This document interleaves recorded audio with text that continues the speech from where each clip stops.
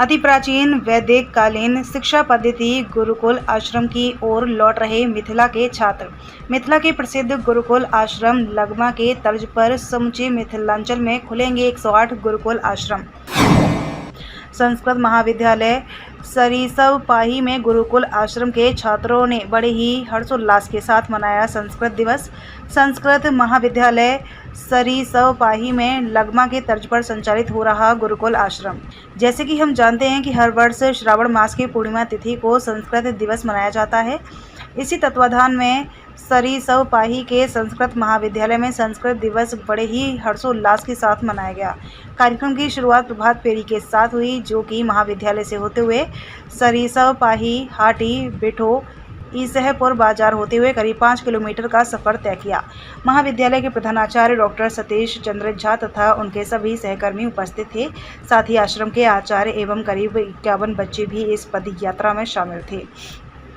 बच्चे संस्कृत की उन्नति एवं इसकी उत्कृष्टता के संबंध में जयघोष का नारा लगा रहे थे। आपको बता दें कि अब तक मिथिला में एकमात्र वैदिक काल की तरह शिक्षा अध्ययन का केंद्र गुरुकुल लगमा के ही तर्ज पर सरिसवपाही संस्कृत महाविद्यालय के प्रांगण में आचार्य श्री रूपेश कुमार झा के द्वारा गुरुकुल आश्रम की स्थापना पिछले वर्ष की गई।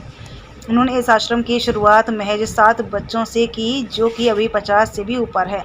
यहाँ बच्चे मधुबनी, दरभंगा, समस्तीपुर, मुजफ्फरपुर के विभिन्न क्षेत्रों से आकर गुरु शिष्य परंपरा का निर्वहन करते हैं तथा दैनिक दिनचर्या, कर्मकांड, पूजा पद्धति, संध्या बंदन, वेद आदि की शिक्षा एवं दीक्षा लेते हैं। आचार्य श्री रूपेश कुमार झा कहते हैं, आजकल तो गुरु शिष्य परंपरा बिल्कुल समाप्त हो चुकी है तथा आश्रम व्यवस्था तो कहीं देखने को ही नहीं मिल रहा है। मुझे पूरे मिथिलांचल में इस तरह के करीब 108 आश्रम की स्थापना करने का लक्ष्य है और इसके लिए वे दृढ़ संकल्पित हैं। उन्होंने पूर्ण यकीन के साथ कहा कि बच्चे इस तरह के आश्रम में शिक्षा ग्रहण कर राष्ट्रीय एवं अंतर्राष्ट्रीय स्तर पर अपनी पहचान बना सकेंगे।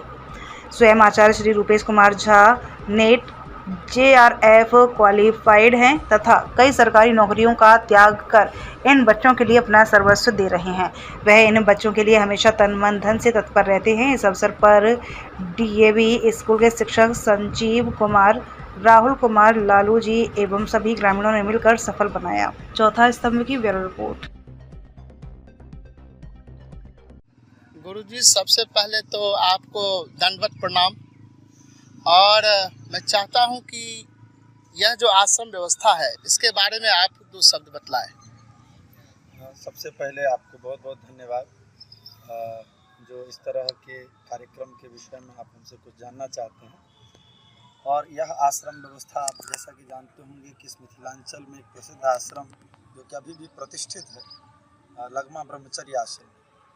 हम वहीं के छात्र रहे हैं और वहाँ हमने शिक्षण कार्य भी किया है। 4 साल पूरे आश्रम व्यवस्था का देख-रेख वहाँ पर हमने करने का सौभाग्य मिला।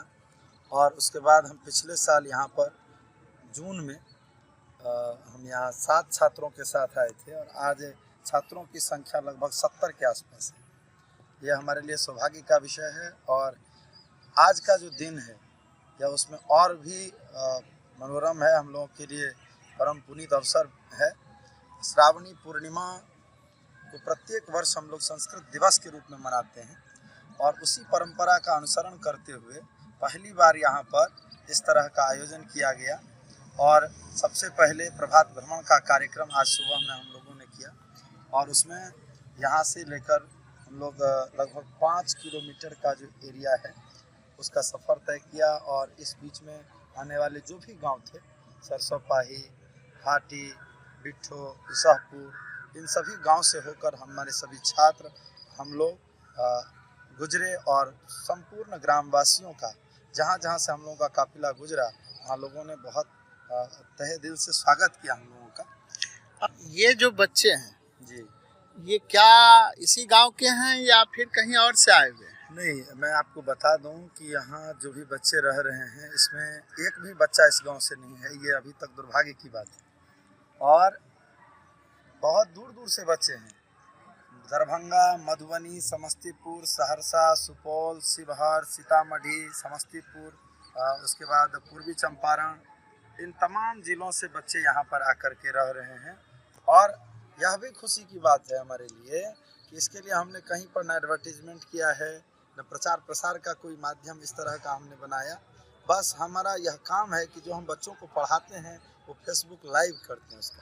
आप यहाँ जो आश्रम व्यवस्था आपने जो बना रखा है, जी, इसमें इनकी क्या दिनचर्या होती है? इनकी जो दिनचर्या होती है वो 4 बजे सुबह से 4 से 4:30 के बीच में इनको उठ जाना है सो करके, और प्रातः स्मरण के बाद कुछ स्वाध्याय होता है आधे घंटे का। उसके बाद ये लोग प्रतिदिन जो शौचादि क्रिया है इनकी उसमें जाने के बाद फिर संध्या वंदन से उठने के बाद बाल भोग के बाद फिर अध्ययन करने के लिए बैठ जाते हैं। अध्ययन से उठ कर के भोजन के बाद फिर से यहाँ पर चूँकि महाविद्यालय भी है उसमें भी शिक्षक आते हैं, तो ये लोग पढ़ने के लिए बैठ जाते हैं। फिर 3:30-4 बजे के आसपास खेलने के लिए इन लोगों को, आप जैसा कि देख रहे हैं बहुत बड़ा सा ग्राउंड है, तो खेलने की भी व्यवस्था उत्तम है यहाँ। तो सर्वांगीण विकास होना चाहिए, इसी कड़ी में खेल भी जो है वो बहुत आवश्यक है। तो खेल खेलते हैं, फिर खेलने के बाद सायंकालीन संध्या वंदन के उपरांत फिर से अध्ययन के लिए बैठते हैं, भोजन होता है और फिर विश्राम में चले जाते हैं।